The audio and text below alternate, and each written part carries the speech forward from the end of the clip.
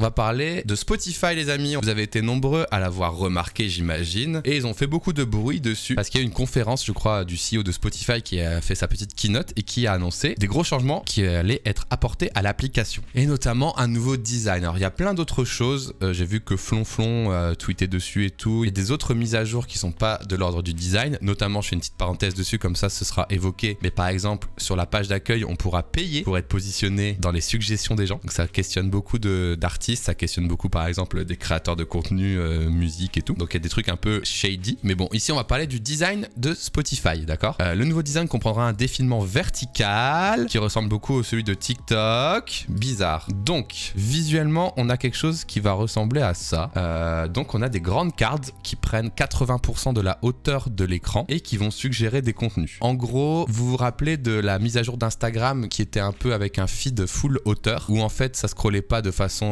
libre, mais dès qu'on lançait un scroll, ça paginait une page entière. Et ben ça va être un peu ça apparemment. Donc on va regarder quelques petites vidéos qui montrent cette application en mouvement. Et niveau design, en fait, tout le monde parle de design, mais ça va surtout être de l'expérience mobile parce qu'au niveau du design, il n'y a pas de nouveauté. On a les mêmes composants, on a le même design system, on a les mêmes icônes, couleurs, etc. C'est vraiment la nouvelle navigation en fait. Donc je vais juste vous montrer une petite vidéo. C'est une des rares vidéos que j'ai trouvées en action, étant donné que c'est pas encore sorti bien sûr. Et donc j'ai lancé le fameux sondage qu'on lance à chaque update, à chaque débat. On voit effectivement qu'il y a des cartes qui semblent avoir des hauteurs différentes. Des fois c'est des 4/5e verticaux, des fois c'est des carrés, des fois c'est des 3/2. Mais malgré tout, le scroll est toujours bloqué quoi, toujours figé à la hauteur de l'écran, enfin à un écran. Ce qui me fait très peur, c'est qu'on scrolle verticalement et malgré tout, alors je vais essayer de mettre pause, on a une progress bar dans des paginations au sein de la boîte. Donc il y a ça. Et avant de lire vos commentaires dans le chat, je tiens à dire que ça s'inscrit dans une mouvance que j'appelle tout le monde copie TikTok. J'ai, pour rigoler, fait récemment une vidéo exactement dans cette lignée où je redesign Twitch et où je m'amuse au début à faire un redesign classique et ensuite je m'amuse à me dire, c'est sûr,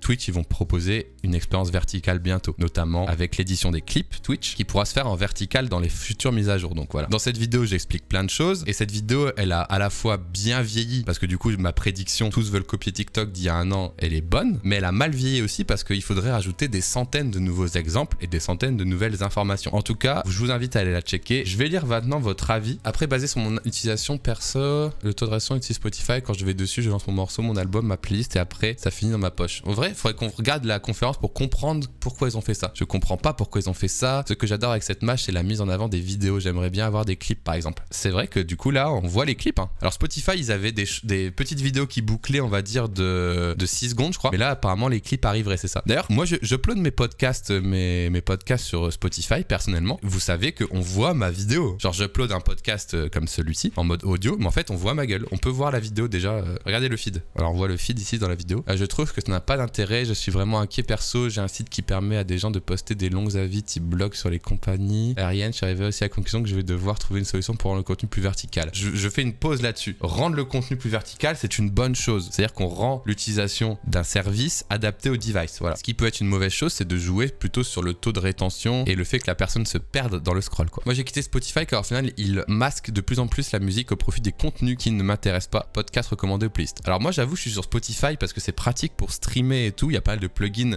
pour lancer le stream, mettre le petit truc et tout. Mais j'aimerais bien tester d'autres choses, hein, j'avoue. Ça rend l'app très overwhelming et la notion d'écouter et apprécier la musique comme un FOMO. Ah oui, c'est vrai ça. Je demande juste le retour du mode voiture qui est incroyable et très pratique. Mais il est plus là le mode voiture, il était encore là il y a pas longtemps. Ça correspond à l'utilisation que l'on a de plus en plus de notre smartphone et de nos réseaux sociaux. Moi, je vais quand même voter pour j'aime bien, sachant qu'on l'a pas testé. Mais j'aime bien parce qu'ils ont essayé d'adapter au mobile. Après, je vais voir, faut que je le teste, quoi. Les gros commentaires qu'il y avait des hardcore utilisateurs, j'ai remarqué sur Twitter, Internet et tout aujourd'hui, c'était des trucs du genre, oh, on attend le son en HD et eux, ils nous sortent un vieux feed à la con, tu vois. Je trouve pas ça adapté à l'écoute de musique. Généralement, tu lances en background. Bah ouais, mais bon. En fait, ça pourrait être hybride. Par exemple, j'en parlais avec le podcast, le fait qu'il y ait la vidéo. Des fois, t'écoutes un podcast, genre, imagine, t'écoutes Underscore, tu vois. Et à un moment, il dit, ouais, du coup, ce hacker, il a fait comme ça, il a tapé ça, il est arrivé, et puis là, il a utilisé ce cryptogramme visuel. Et là, il le montre. Et tu dis, oh non, j'écoute ce podcast depuis 45 minutes, trop chiant, tu vois. Tu sors ton appli, tu déverrouilles, tu vois le visuel, tu reverrouilles. Ça peut être cool, quoi. Donc, nouvelle expérience sur Spotify qui arrive. Je vous présente, bien sûr, la nouvelle page d'accueil. Regardez. avec des previews directs, des suggestions de musique. Donc ça, c'est 5 musiques qui vont scroller. Des suggestions de podcast avec l'aperçu du podcast. Des suggestions de audiobook. Ça, c'est nouveau aussi, je crois.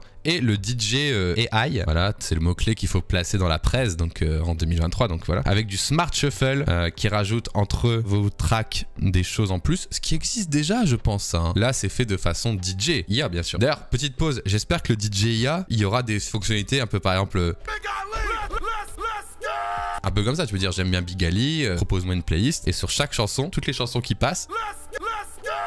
Ah, attendez, faut qu'on regarde, faut qu'on fasse pause. Regardez ça, quand même. C'est pas TikTok, si, c'est TikTok. On a mis les boutons au même endroit. On va lire un peu l'article vite fait pour terminer ce sujet. La nouvelle expérience de Spotify pour s'inspirer et découvrir des connexions plus profondes chez Traduction Automatique. Aperçu de la musique, des podcasts et des émissions directement dans des cartes sur l'accueil. Moi, je trouve ça très bien. Je sais pas pourquoi tout le monde crie sur ce truc. Je vais afficher ce que vous avez voté. Vous avez voté bof à plus de à peu près 50%. Moi, j'aime bien. Je comprends pas pourquoi vous êtes aussi contre ça. Je sais pas pourquoi. Regardez. Pendant que l'on s'insurge de l'arrivée du format vertical sur Spotify, voilà la nouvelle fonctionnalité sur laquelle il faudrait protester. Contre une partie de ses royalties, un artiste sera plus mis en avant dans l'algorithme. Payé en visibilité, quoi. Donc, en gros, il semblerait qu'il y aurait un système.